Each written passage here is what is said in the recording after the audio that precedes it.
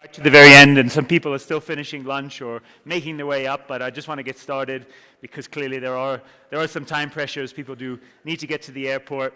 You know, it only takes about 4.5 hours, I think, to get to the airport at this time of day. So we need to make sure that we have enough time to move through. Thanks to all of you for your ongoing attention, for your engagement.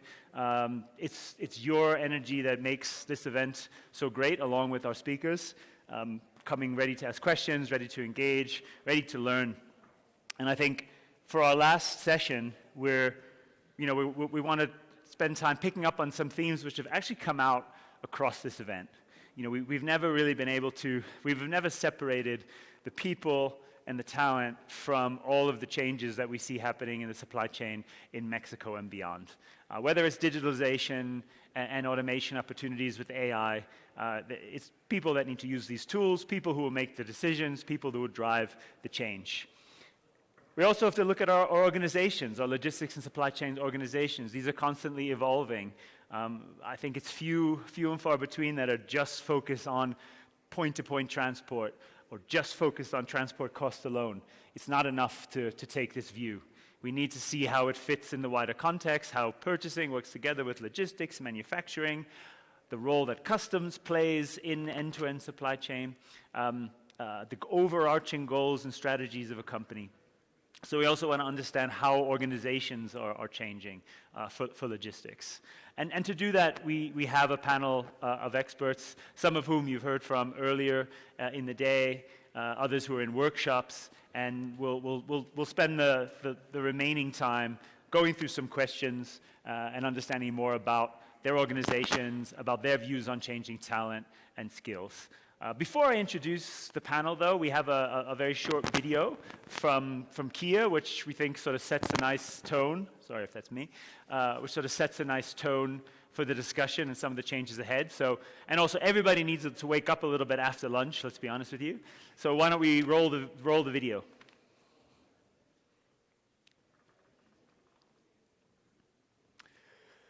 Or not.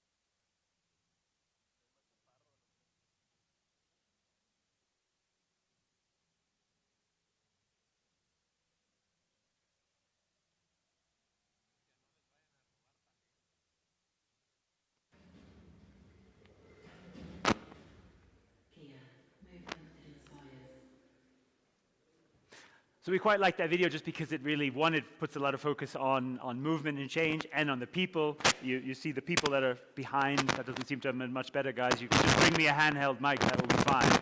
Sorry for that.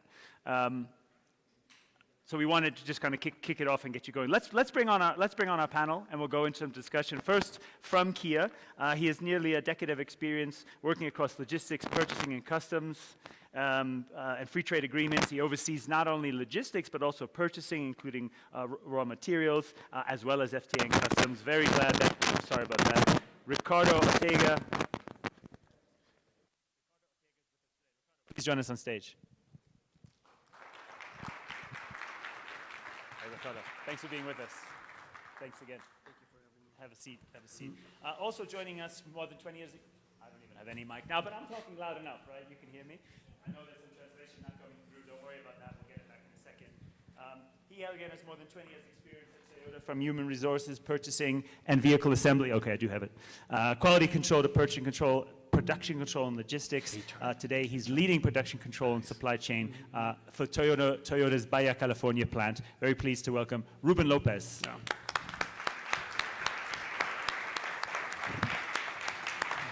Thank you, Ruben. Thanks for being with us. Cheers. Thank you. And you've all met him earlier today. Very pleased that to welcome back to the stage. You heard him earlier this morning, leading the operations for Paco de Mexico. Isn't it fun to kind of have somebody fumble around with you on stage in front of everybody? It's all great.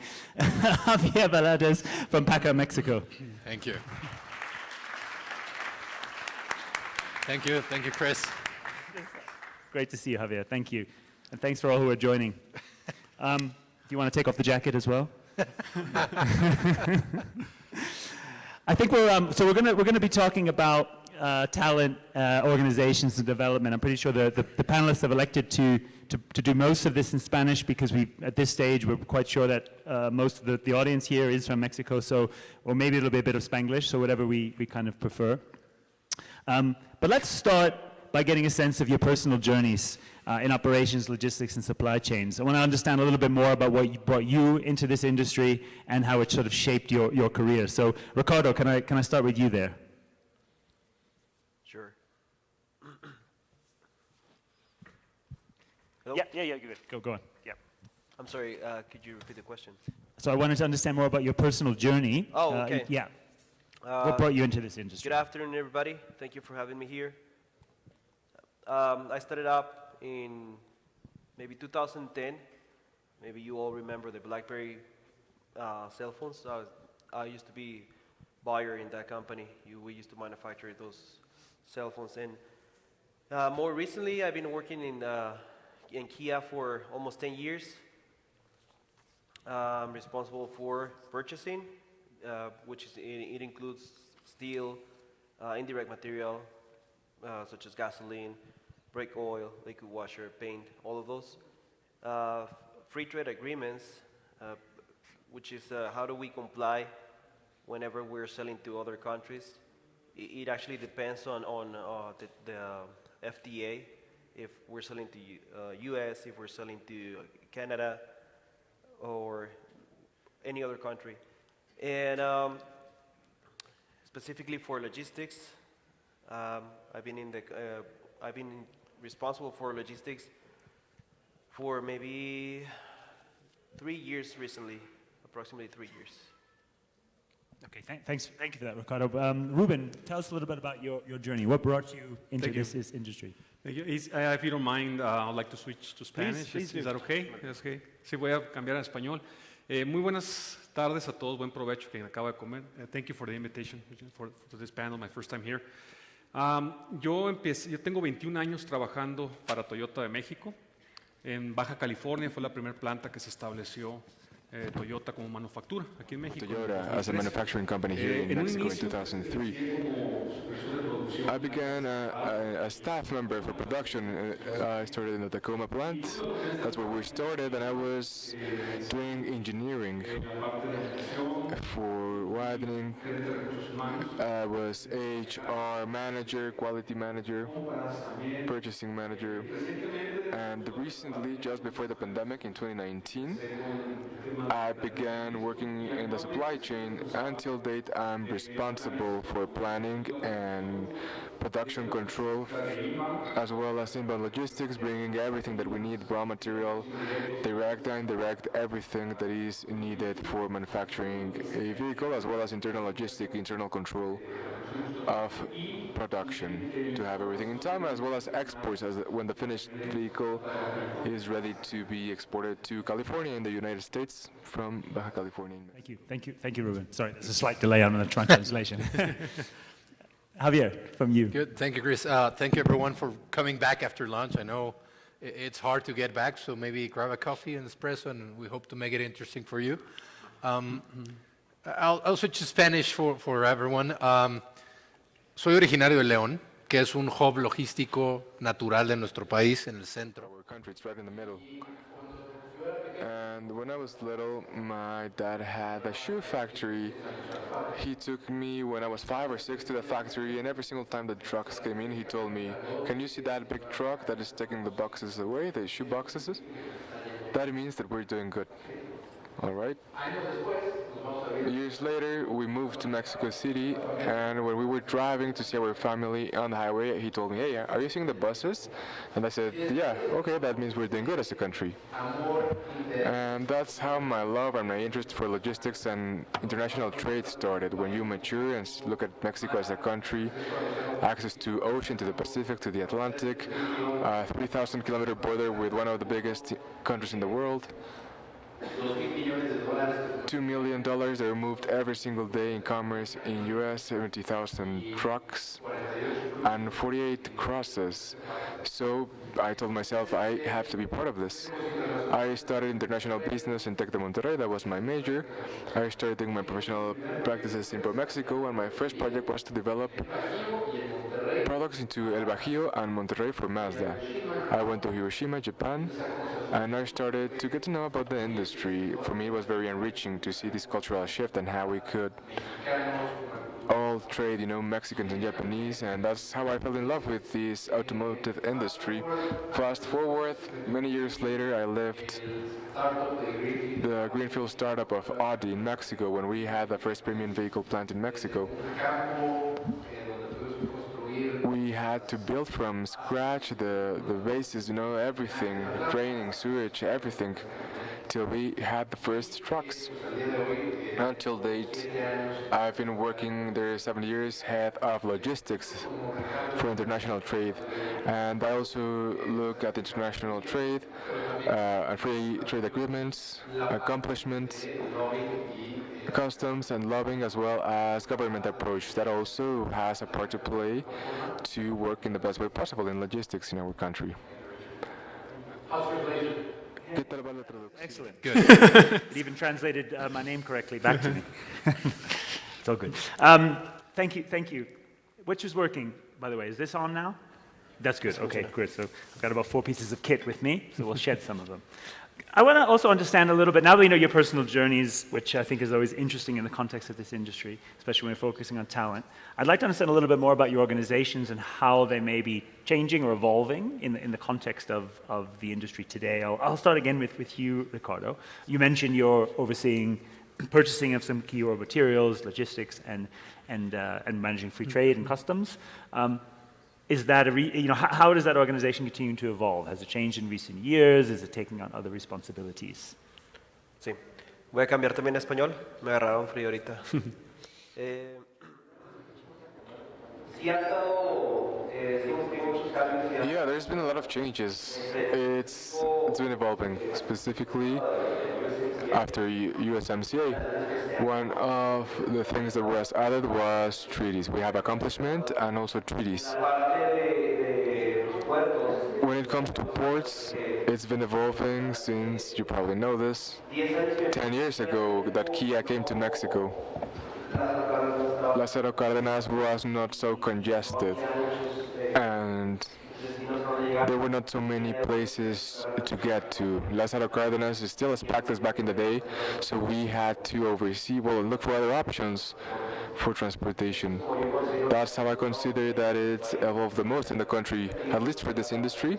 And when it comes to my organization, what I mentioned before, that we have more departments for accomplishments and compliance. Muy bien. ¿Cómo ha evolucionado la industria? How has the industry evolved from Toyota's point of view? I've been there for 21 years. In 2003, I was the 9th employee for Toyota. There were a lot of Japanese working there at the moment. And back then, they were teaching us Toyota productions, and if you made something wrong, they slapped you. Yeah, no, for real. No, they actually slapped you. Yeah, they were hard. There was a lot of rigor and discipline and punctuality and a methodology. That's how we started in 2003 for Toyota. Little by little it changed. Y regresamos a tu pregunta de evolucionar, Richard. The industry, that is Japanese, very rigid with a rigid Toyota system production from Toyota, and we had to align. We had to learn from digitalization, decision making based on information the fastest way possible, new custom laws, new processes. So that was a technical part of it that had to change and evolve and adapt. There was a human part to it as well. Now it's unthinkable that I slapped someone because they didn't understand something. That has been more humanized. In Toyota, we are true believers that one of the keys, there's two keys to the work's philosophy, the Kaizen or the continuous enhancement, and the other one is respect for people. On the respect for people, there are a lot of key elements, and one of them was the human part of it, of how you treat people, see people as humans. So on that humanization, the main ways in which we've evolved are diversity, inclusion, seeing talent overall in people, giving them opportunity to more people to participate and align to what new generations have to bring, what are their strengths, without losing the technical part to it, of course, the core that Toyota has. It was only 20 years ago that... Yeah, they slapped me if I made a yeah. mistake, yeah. Yes. But well, I mean, that's a very positive evolution, I think, and an important one, especially considering the cultural adaptations that we see along the way. But Javier, I mean, maybe if there's any slapping in the store involved. No, my story goes a little earlier. So I would say, perdón, en definitiva, definitely, formation has changed. In Baja California, we see an important opportunity in gender equality. The automotive industry, mainly the one of heavy vehicles, was not so attractive for the ladies. So what we're doing along with the Baja California governments is sponsoring events where they can see STEM sciences, technology, engineering, and math, where we donate, and through different robotic funds, Lego funding, we do Lego building to promote robots so girls and boys can participate, and the condition is that in every single team there must be boys and girls. So they have to socialize and get to know the programming mechanisms and production mechanisms of the STEM sciences. So this opened a whole world for us to awaken the interest in girls that later on might be CEOs or chief engineers and have an even wider network and knowledge. And right from the back, you don't think that digitalization is important in load vehicles, but it actually is. 5 years ago, a heavy vehicle was 90% mechanic, 10% digital. Today, it's a 730. Digitalization, well, now we have automotive vehicles at the fourth level for load trucks. And we also see that there must be an incentive for digitalization. There are the main bottlenecks to boost innovation in our country. One is access to capital, to money, and the other one is access to the right equipment, to the machinery. And digitalization brings us the opportunity to generate a digital ecosystem that is real, where you can actually prove, develop supply chains, components, and do that with a minimum cost, comparing it to what you had to do 10 years ago. So those are the axes that we are implementing and fostering for the digitalization in the country. In Mexico continue to evolve here, certainly not in any finished state.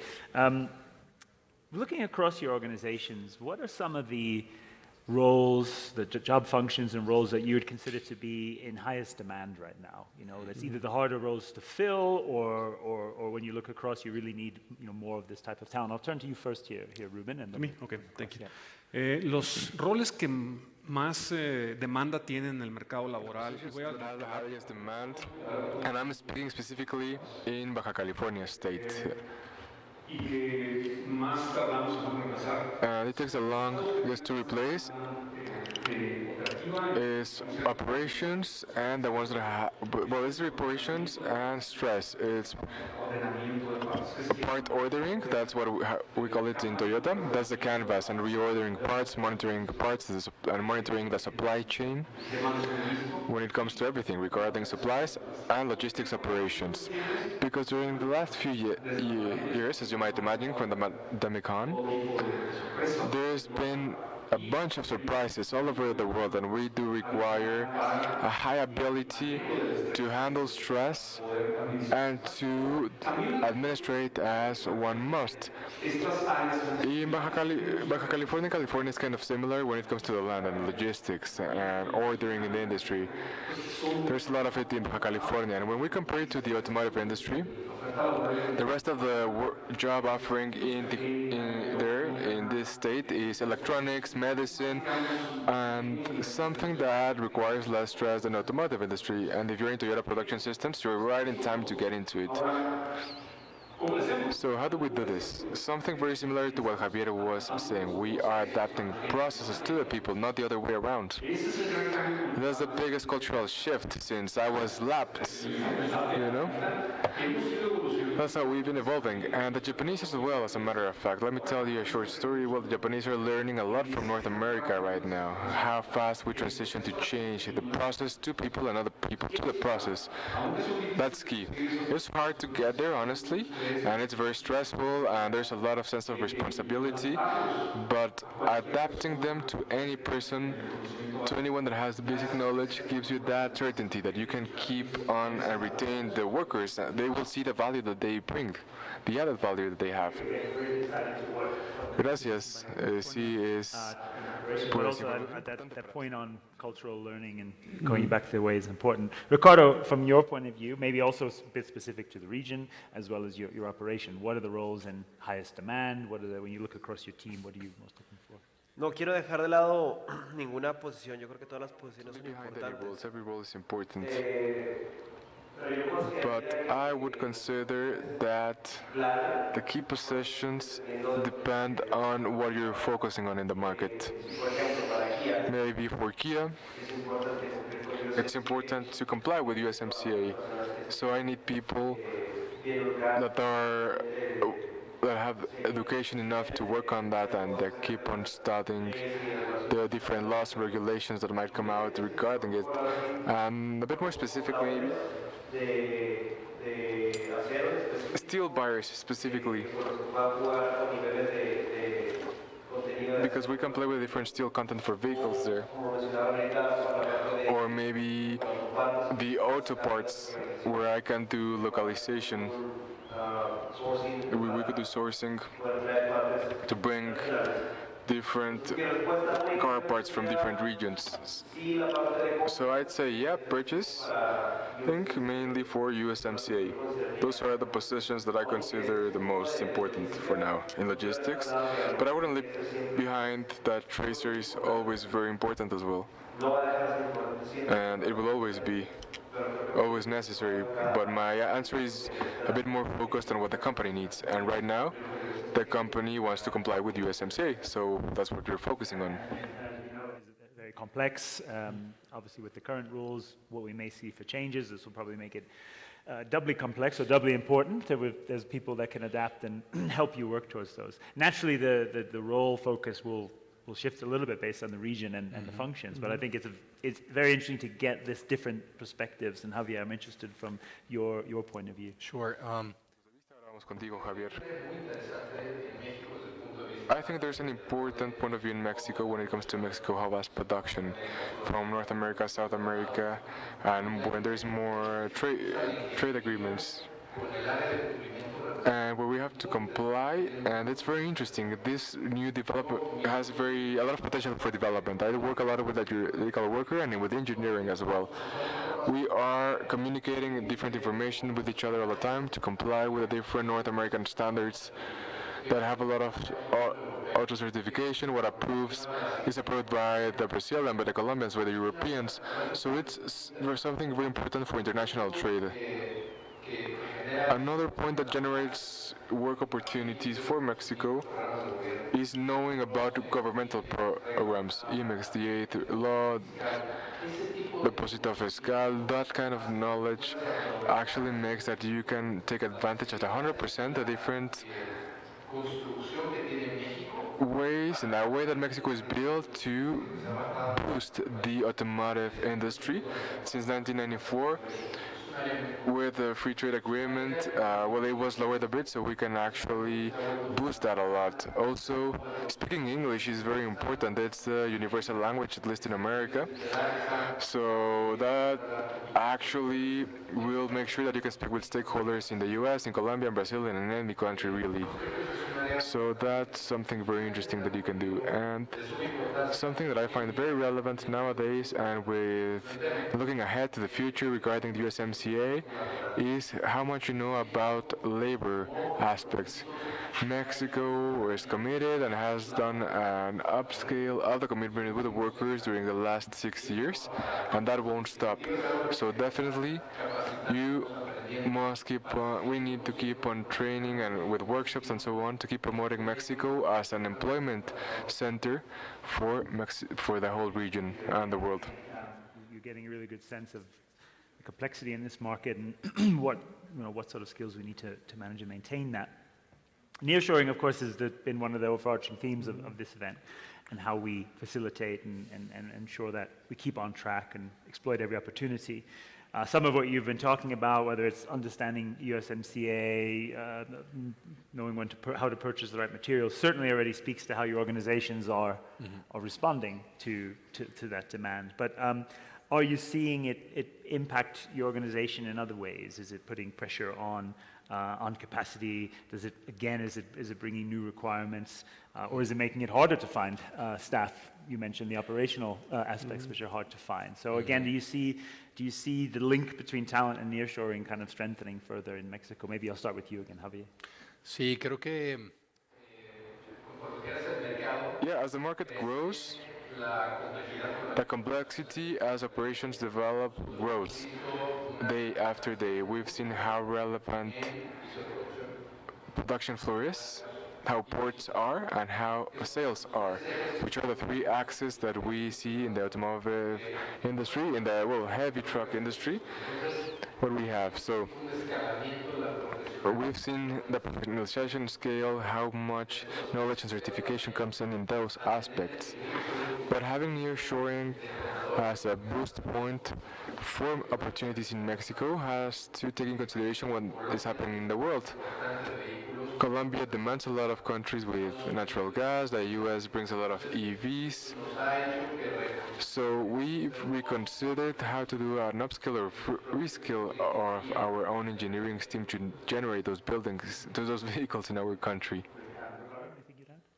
Sí, creo que tener esta competencia I think that having a health competition completely helps. We have different options to find different task force or workforce or whatever we need.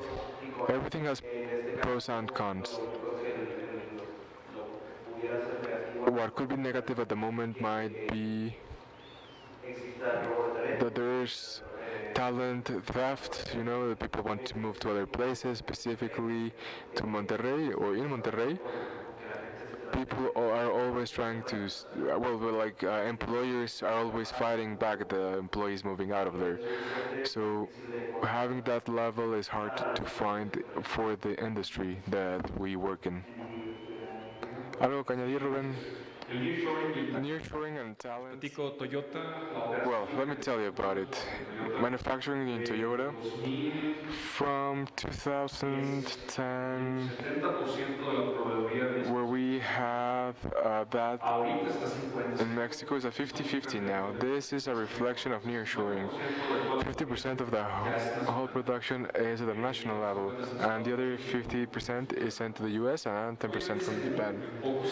That boom in Japan generated a lot of work, which is excellent for our country. It means they trust us, and we're trusting that the country will grow. And at the same time, it's a healthy competition of talent. Every company and every provider is looking for talent and to retain it. So how can we retain talent? Fortunately for everyone, Hugo, there's good work as we are prepared to do proper things, and have good conditions and be committed to everything. The challenge, and I agree, is how do I retain my talent? And there's one thing there. And it's one of the keys of this, is to assign a certain job with a value for people. We call it a meaningful job in Toyota, because there is no money enough for it. I can pay you more. Let me tell you a story. In Tijuana, back in the 90s, there was a cluster of the cinescopy. 90% of the worldwide televisions, every single television that was produced in the world, was produced in Tijuana. Maybe you might remember that talent was going to other places, so wages started to go up. 1 month I worked here, next month they paid me 20 pesos more over there, and 1 year later I got back to the same company where I started with 100 pesos more. So the industry was about to collapse until there was an association and they understood that that was not the way. And a lot of us understood that. So the key is not in a better wage nor more benefits, because there's a relation of operations, and we need to keep the healthy business plus the investment for the future. So we need to make the staff feel valued. And of course there's a human aspect to it. We have to adapt the process to the people, as I was saying before. We need to consider trends, what the new generations like, more inclusion. We need to try and find new ways to do things. There's an opportunity for that, and at least from what I've seen from the supply chain in Toyota, that it's very present nowadays in Mexico with new providers and transports and so on.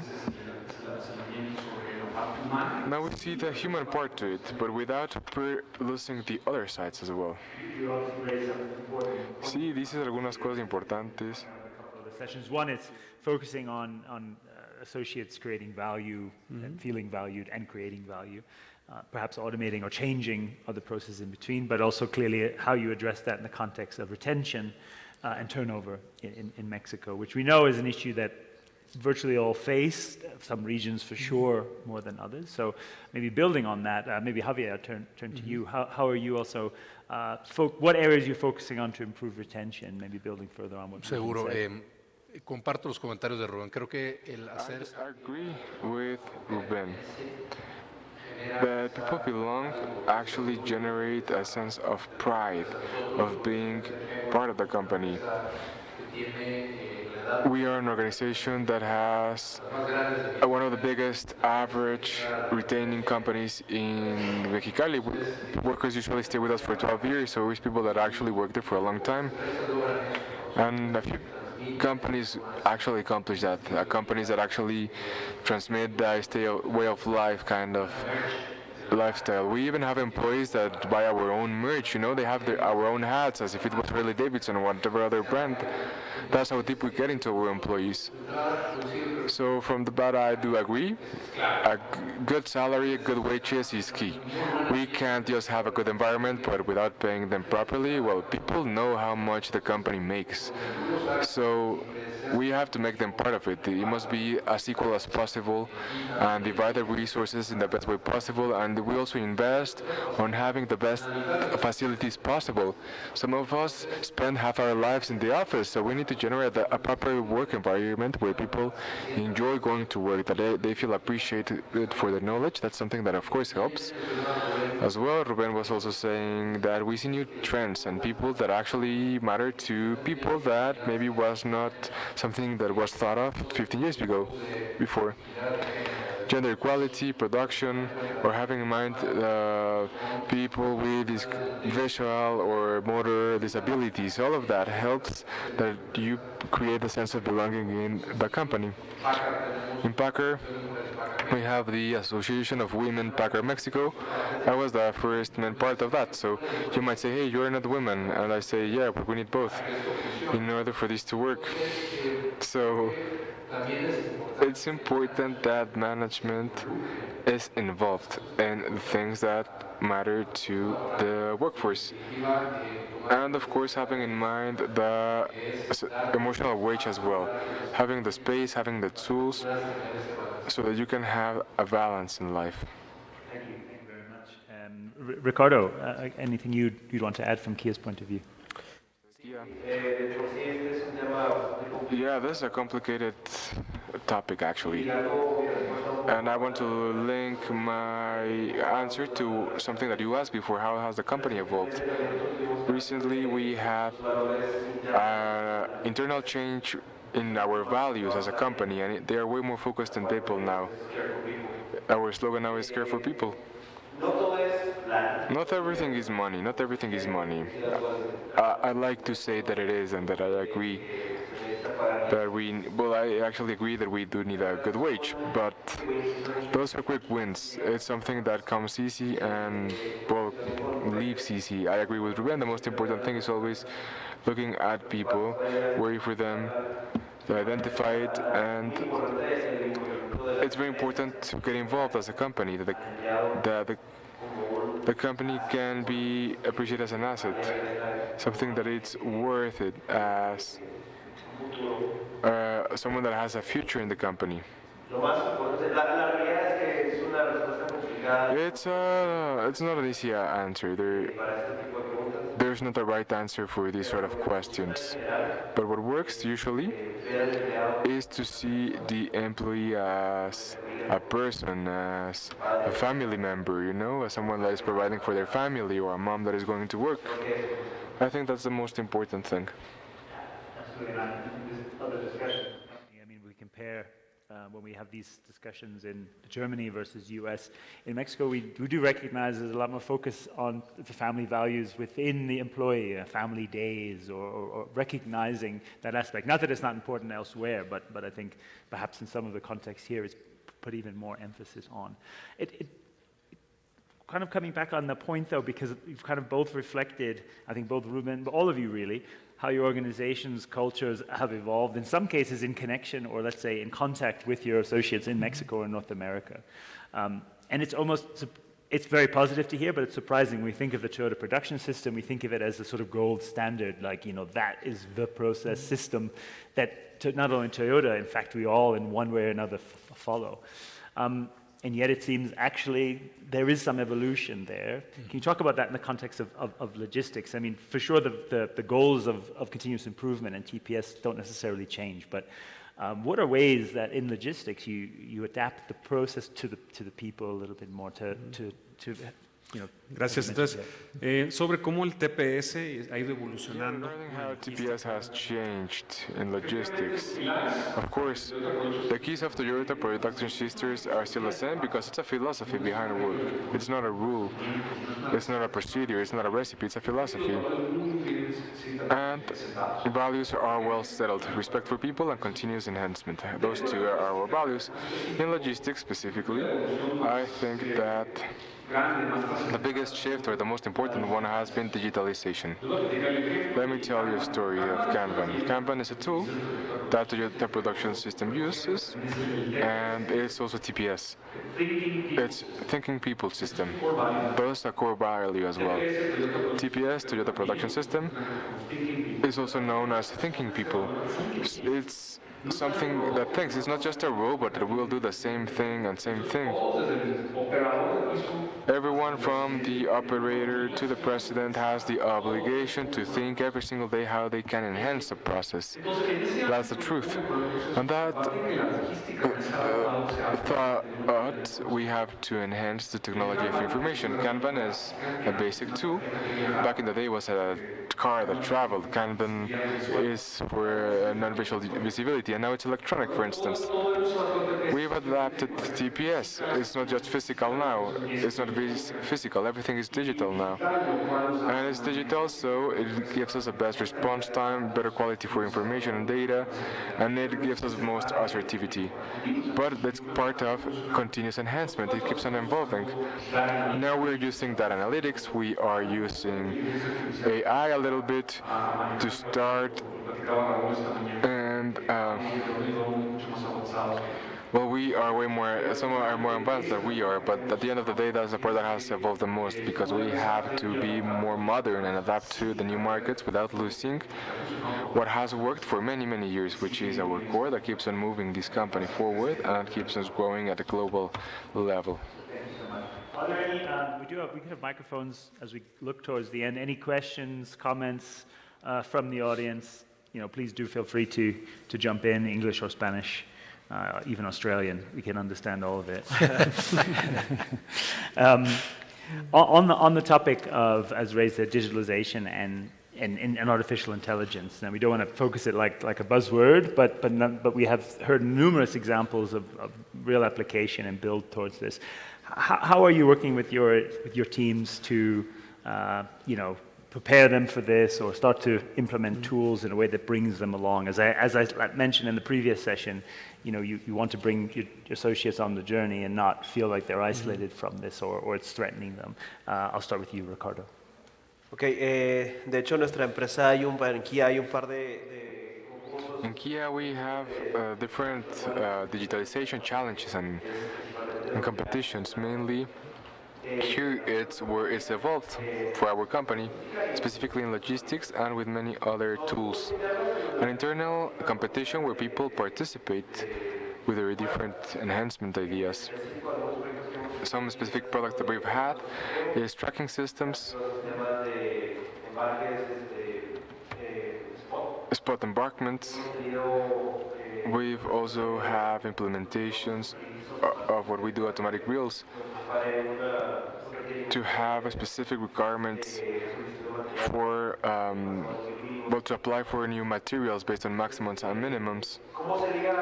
And how we link this to people is through incentives and this competition, There's even a remodeling, there's an award, which is pretty much money, honestly. I mean, but it's not cash money, it's money for products, and it's based on digitalization. We've implemented tracking, in my department at least, we've implemented tracking from that competition, spot embarkment, and automatic grills. Javier?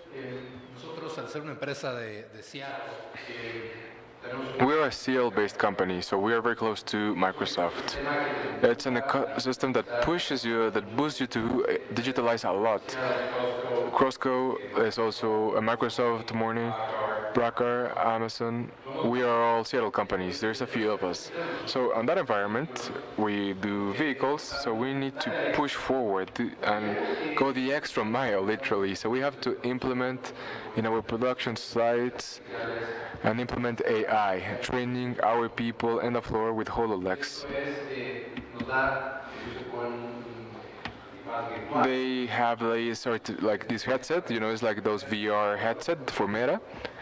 It's very similar, it's the Microsoft version, and we do VR. It's a mixed VR, where they actually see the vehicle in front of them, but the torque, the force, the tool, everything is there and there. You have to push something or maybe do something with the wires or add transmission, but in a safe environment. It's a simulation.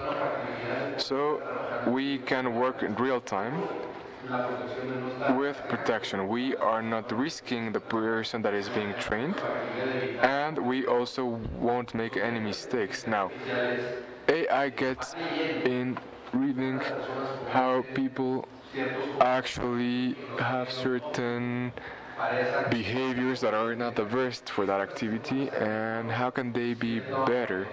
How can a task be better? And that's pushed forward by a system where we actually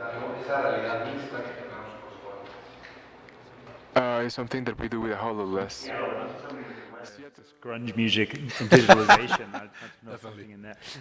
Thank you very much for those answers. I also wanted to talk about the talent that you're looking for in your partners, the logistics partners that you work with, supply chain partners. Is it the same kind of mindset that you're pursuing here as with your internal employees, or in fact with the changes you see in Mexico, is there something else you're also looking for? I mean, yes, the hard things that they offer in terms of service, I'm not really talking about that. I'm probably talking more about the human side here and how you can work with them. Is that also evolved for you here in Mexico? I'll start with you, Ruben. Oh, sorry, He's Ricardo, Ricardo, sorry, Ricardo. Okay. I just wanted to keep you on your toes. Sí, de hecho lo platicábamos. We were talking about it in a previous session that we had earlier this morning. Something that we are looking for, well, the basic things are knowledge, and I get that for granted. I will never question that, that is as it is. But what I'm looking for, and that is very important for me, is the attitude. That's the main one. In another forum, we were talking about it, Chris. Me personally, I like challenges. I like to be challenged. I like that my decisions are questioned, that my instructions are questioned positively, obviously, not in an aggressive way, as like, no, I don't want to do that, or that's useless. No, no, no. If I ask for something, or if I order you to do something, I would like that you question it, and maybe you even have a better idea, So it is all depending on the attitude, and the aptitude as well to question the leaders. That's what I would be looking for. Es un buen punto, sí. Voy a replantear la pregunta. Entonces, nos preguntaba Richard qué buscamos en nuestros proveedores de servicio, en la parte logística, ¿no? Proveedores de servicio, adicional a providers, additionally to services. What we look for the most in Toyota is compatibility with our work philosophy, compatibility with looking for the research of people and continuous enhancement with our philosophy. We all have the same basis, the same one in the whole supply chain for the whole companies and so on. Now, when it comes to compatibility, we really highlight that to make adaptation fast, comparing it to the rest of the industry. Toyota tries to teach, so the first thing is with the will to learn, the flexibility to learn. We give for granted that TPS is not known to anyone, so my first responsibility is to teach you TPS. So the foundations is compatibility, or the will to learn, and to practice respect and continuous enhancement.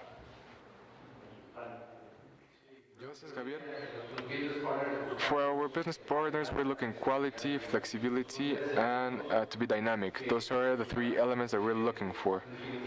Definitely, when we think that someone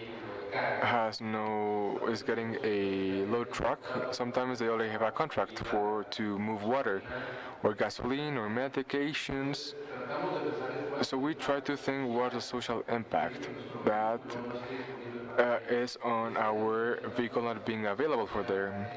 And that's where we begin again with the conversation that Ruben started. What's the purpose of our job? For us, it's to get this water bottle there, or to get this table there, or our clothes there, in the time that we have and with the right people. That's as easy as that, it can be a medication or a water bottle or something. It can be important things. Maybe there was an emergency area and we're taking water.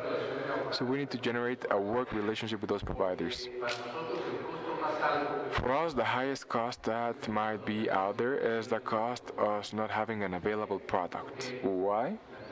Because the company might say, okay, we did not get the medication to take care of the people that needed them, or I lost the business. And many times, our clients are micro companies that consume credit to have a load vehicle. So with those three elements in mind, we try to achieve what's the social commitment that we have in the whole supply chain. Purpose directly with your partners is absolutely powerful. Maybe one of the final points I wanted to touch on, and I think it's come through in all of your statements, that when we're really talking about skills and mindset that you need or want in your teams and in your partners is a resiliency, is a change mindset, an ability to change and manage through this uncertainty that we face. Is that something you can develop further in your teams? Or is it something you kind of, it's there or it's not there? I mean, it was interesting, I think, Ruben, you made the point that Japan has found that your teams are sometimes more open to change than perhaps in others. And I've heard this from other manufacturers from Western Europe looking at Mexico. So maybe there's something resilient in the spirit. But can you develop this further in your teams, especially when we have this uncertainty and we look over the past few years and what you've had to go through? And you need to watch out for their well-being as well. So how are you kind of approaching this with your teams? And obviously it's taken as read that there's no more slapping. So I'll start with you there again, Ruben. Pues mí, ok. Resiliencia, ¿no? La palabra que se puso de moda después de la pandemia, o sea, cómo recuperarte. There's a fashion now. Yes, we can develop that, of course, and we must as well. I've lived that because, as I mentioned before, I was in supply chain 1 year before the pandemic, and now. Well, the thing is that first we need the best abilities as humans.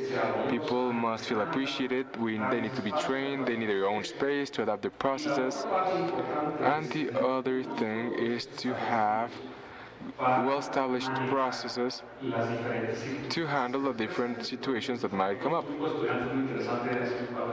A few hours ago, we were talking with a group of students that was here, and Rosanna from BMW. It was very interesting. We were telling them that there must always be a backup plan. And what would I do if this happened, or if this happens? We need a backup plan. So we've learned to have those backup plans. When everything is going well, that's how it should be. We go from A to B to C. But if this happens, then we need to do A1 or A2. And my own experience with my team is that as I've been working with my team and I see the value of their job, we can establish well procedures. What can I do when this happens? How to scale and how to avoid scale. Or andon is a signal that we have, and that's how we call it in Japan. It's like if we pull a string. If you've seen somebody in Japan, that's what we do. It's an initiative to ask for help and to establish that, to have a clear path to reduce stress and promote resilience. So you quickly recover because you've standardized this, you know what to do. So something new is similar to what happened already. You see that you're valued, that you are appreciated of your job, and that gives us a good result. That also lowers stress, and that will retain workers as well. We have had rotation, yeah. We had people leave for different reasons. We usually change residences, as we say, and I always interview them. And they do a resilience plan for me as well, because I want to keep them. And they always agree, human value will always be there. There is AI and robots and so on, but the human is the human, and that's always the thing. And procedures. You have to get to know their paths, and that lowers stress as well. Maybe the supply chain and automotive go hand in hand, so that has enhanced it a lot. Sí, digo, me identifico mucho con todo lo que está comentando Rubén. I feel identified with that. I feel, and I want to talk about add to what something that Ricardo was saying. To have this creativity in our teams, we must be open to feed that bilateral relationship. You know, it's not just one way. So it is a trend nowadays. We can now have access to TV programs that are live, you know, and we can receive the comments of people in our personal life. The same thing happens in a company. Something that we are also trying to do is to create, to depend less on hierarchies, to be less vertical, more horizontal. While doing so, we empower people. In order to empower people, we must teach them about this culture of criteria, of challenge. And Ruben mentioned it. During the pandemic, we had very difficult challenges, and well, let me share a brief story. there was a lack of semiconductors in the industry. Semiconductors might have different roles to play in a vehicle, but if you use 10 now and you have 3, what would you do? Would you stop production because they're not enough for your vehicle? No, you will take those 3 and you'll see what are the least requirements that one vehicle needs in order to comply with its basic, what it's made for, so this and this. So find solutions for problems. That makes business work, and that makes that people actually see how their job has an impact on what we do. We also share earnings in time and place, so people are motivated. We provide incentives to keep on with this. Ricardo, ¿algo que añadir? Yeah, I want to sum up what they both said. Everything can be done. There's people that are harder to deal with than others, but I'd say that everything depends on your will. If you show the big picture to someone or create the overview of everything, a complete overview of what's going around the person, you will understand. And they'll agree, they'll change their mentality, their mindset. So I think that mixing both answers, I sum it up in saying that giving the whole overview, a bird's view to people, that will help resilience. Just about at the end here, so we have a question. We'll take the question. We'll always go to the crowd first. Right in the middle, the red shirt. Del suéter rojo, sí.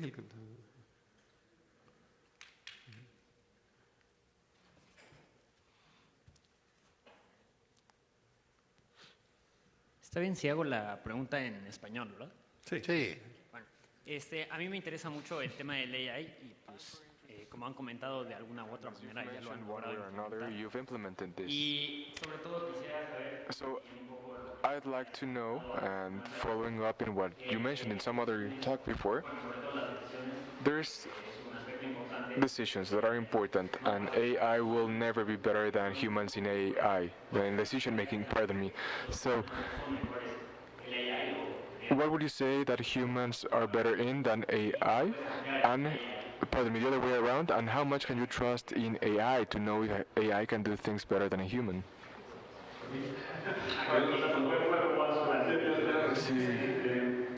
En ciertas decisiones, la inteligencia artificial AI will always be support.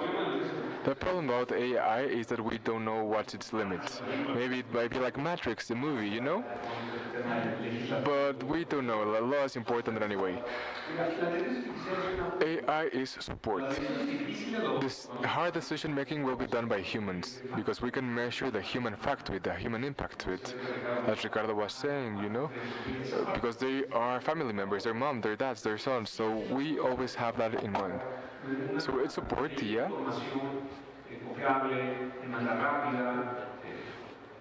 And how to make good decisions. We promote it in order to support ourselves, to ask for help. Now we verify it. It's a fast tool. It's an assertive tool. At the end of the day, it might help for business, It helps in some things. It might reduce costs, but maintaining it is another job. Maintaining AI means that you maintain a system and cybersecurity. And that's something I was telling the students. Cybersecurity is something super, super important nowadays in companies. I'm in charge of information systems in Toyota, and you can't even imagine how much we invest on it and how much we work on it.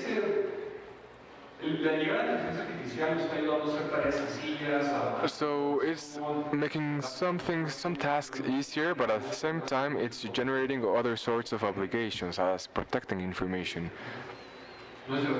I'm not sure if I answered your question. But, we need to actually maintain it.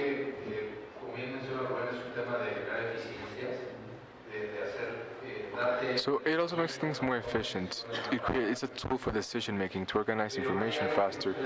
But there's something that cannot be added to AI yet, which is the human factor. There's a Harvard Business School class about it, as a matter of fact, which is what are the human sensibilities around decision making. There's political sensibilities, implications more beyond the sentimental aspect. There are things that are not transmitted to AI yet. Until date, for all of us, in our personal and professional life, it has an important, a main part on it, and a main role on, because we make more decisions on human factor than on figures, for instance. So that's very important. And the other thing to highlight is that, like 1 month ago, I was in Washington and I was speaking with some speakers. They were telling me that software and that information protection is key. Why? Well, imagine that you have an automatic vehicle that is just driving around Pennsylvania or Mexico City, and someone hacks the vehicle. That can be a weapon. So definitely there is much to do around this. So, what's the role of... So the question is if AI has overcome humans in decision making, right? I do apologize, I can't hear without the microphone. So my answer is everything related to people. Whenever you have a work team, the most complicated thing I'd say is treating with people and dealing with people, even more than asking. When you have your own team, you realize that dealing with people can be very easy or very hard. You might have people that are really good, or you might have people that want to take advantage of you. So how you deal with that makes a difference, and it's a human factor, so AI can't participate there. Thanks very much for the question. Gracias por la pregunta. We can take one last and then... Okay, we'll take the last two, but we'll keep them as short answers. That's all I can say, because I know some people have to get to the airport, including you, Ricardo, I think, right? So we won't go too long, but I do respect the questions that are coming now. But okay, start here because you're right there. Anushka, you're there. So start there, and then we'll come to you. Maria, if you can go into the back and do it. Well, maybe we'll take a question and we'll both have one answer. Good. Okay, thank you. Thank you for taking my word. So I'm going to say it in English. So my question is, today is a trending topic that young minds want to feel identified, right, in all of the aspects. So my question is, what tools or what strategies you guys use as a leaders to feel us proud to wear that shirt that will say Kia, Toyota, right? So that is my question. Rather than just teaching me, training me, what else can you offer to feel us identify about working for that company? That's my question. Can I jump in really fast? Do it. For example, for my team, if I can, I take them with customers. And I saw a couple of guys here from Marva, from Traject, who were great clients from us. And I tell them, share with them what you do. And they say, okay, I move fruit, or I brought medicine to the hospital. And they can feel proud, and they see what it meant for them to have the truck on time with the highest quality. So that would be my answer. Rápidamente, el caso de Toyota es demostrarte que eres valioso en la empresa. Lo hacemos a través de no limitarte. We do not limit you when enhancing. We will never put limits to enhancement. Once you do that, we have an open forum every day. Even the CEO gets there, and you can propose it in front of everyone, so you can be recognized, and you can feel appreciated. That has worked a lot for us in Toyota. That you can actually feel that you are contributing, that you're just not a number. That without you, things wouldn't be the same. That's one of the important elements, and I do agree with Ricardo as well. Let's go to the last question. Última pregunta, entonces. Hola, a mí sí me gustaría hacer mi pregunta en español. Como Como estudiante en Spanish, formación as y que estamos... informatics students, we are about to get into the job world, and to the whole industry. So what adds more value to the company?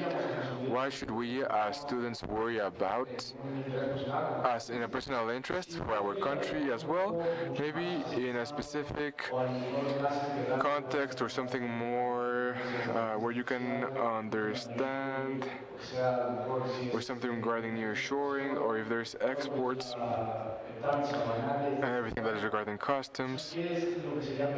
What is better for us as students than for the country to have specific and specialized profiles that guarantee something for the country, or something that is a bit more holistic?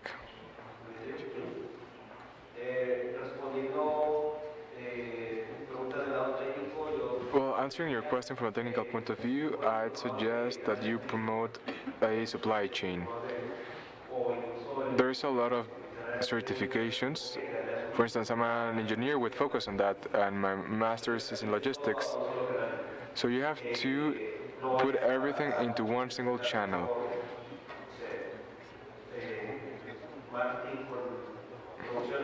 You shouldn't mix marketing and production, for instance. Everything is good, but if you're starting, you must keep everything related, Make everything make sense.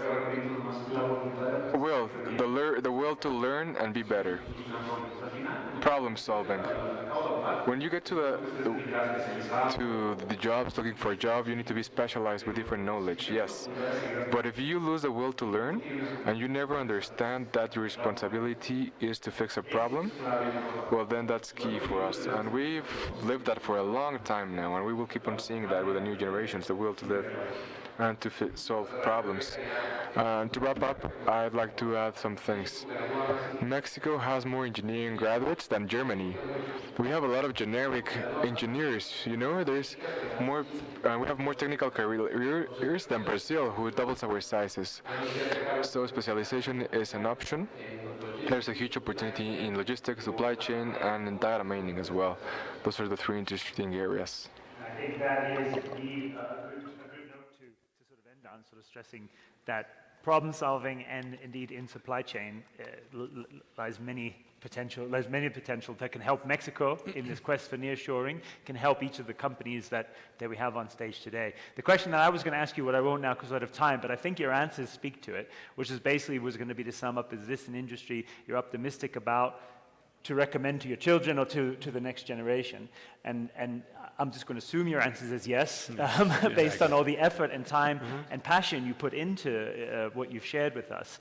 And we can take that into further discussion. But I really want to thank, this is the perfect way for us to end this event with the energy that we've been trying to put in all along and focused on this talent next generation. Thank you so much. Thank you.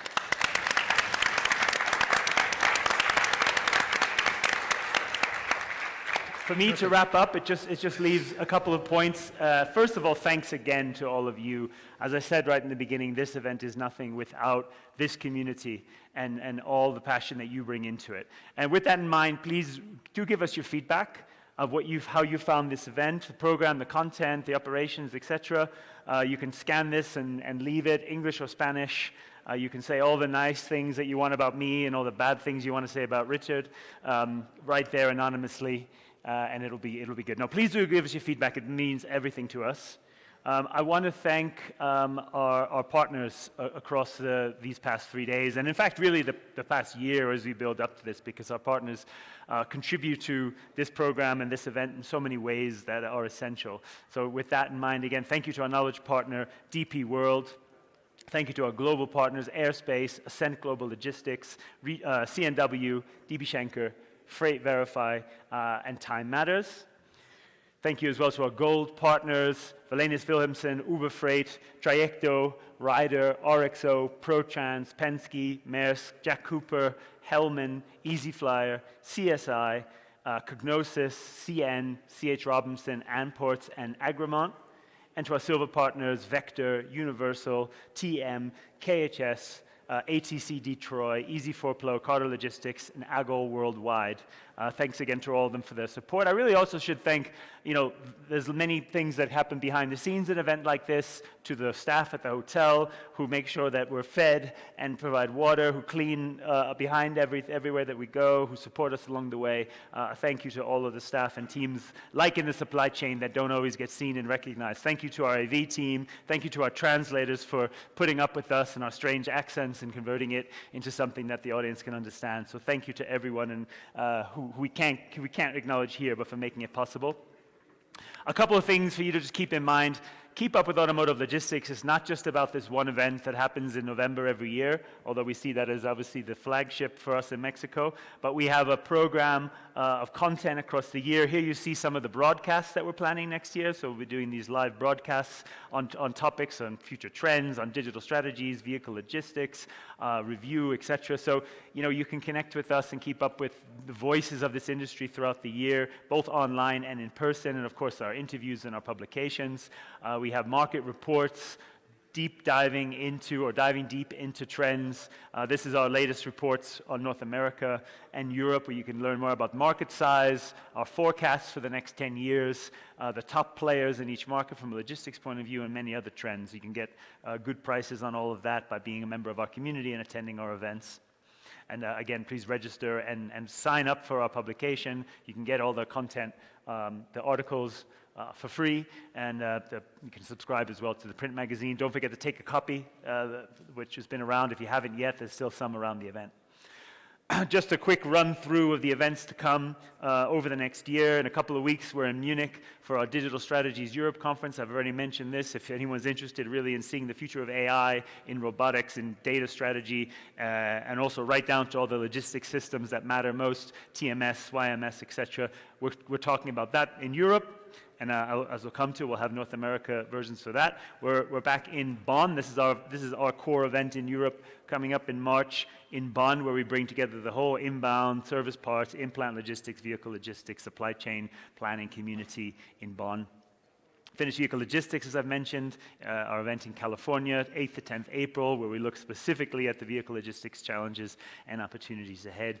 We've already got some great speakers and program lined up for that. The North American counterpart to our Munich event is our Digital Strategies North America event in Nashville in June.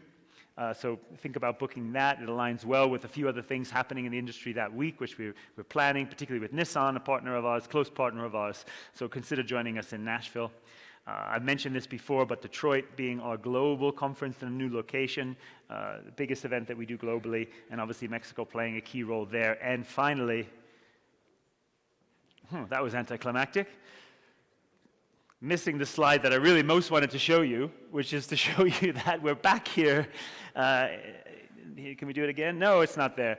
I promise you, despite that snafu, we are back here the same week line, whatever the date is, 11th to 13th, here at the Marcus Reforma, Automotive Logistics and Supply Chain 2025. We look forward to seeing you latest then. So thank you so much for being with us. Muchas gracias. There it is. There it is.